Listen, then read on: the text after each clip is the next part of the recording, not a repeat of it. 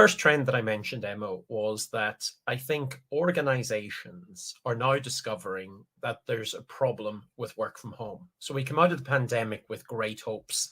And one of the things that great hopes as employers and great hopes as employees, we wanted a much greater work-life balance.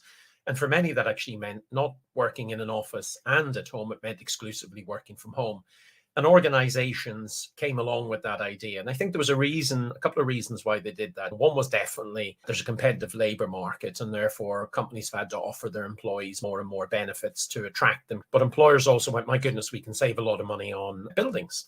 And therefore, when we look at our P&L in the next year, we can certainly enjoy a lot of benefits. But I think now they're starting to realize a year later, they're actually discovering now that maybe it's not as wonderful as we all think. So employees are going, actually, I always wanted to work from home. When I had to, I did.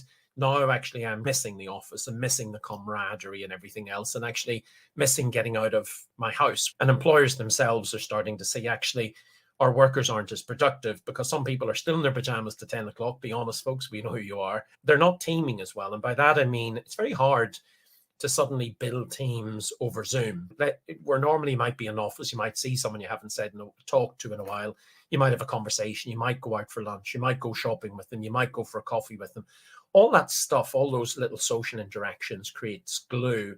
And that glue binds teams together. And that glue helps create culture. And that culture helps keep people bound to an organization or to the colleagues.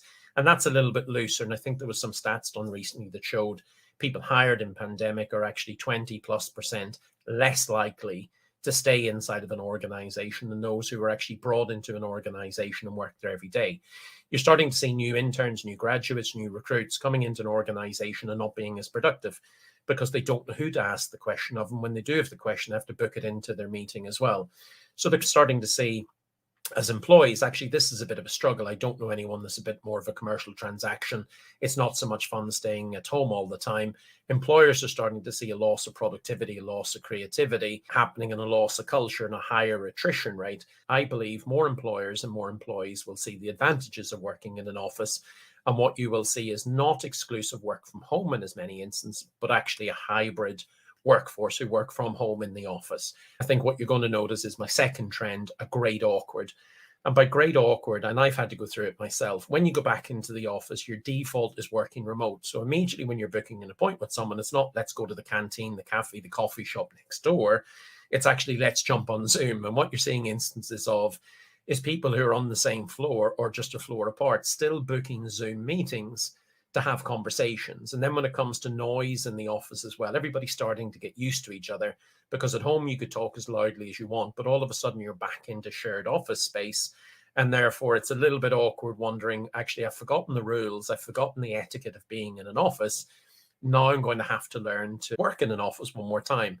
And I think there's a tremendous obligation on ourselves, but particularly employee HR departments and businesses to actually try and help teach us how to reset and work in an office and provide those guidelines and that little bit of etiquette around what we should or shouldn't be doing, because it's been maybe three plus years for individuals who don't understand what it is to work in an office ever. Maybe they started their career, or what it's been like to work in an office because they've been away for quite some period of time.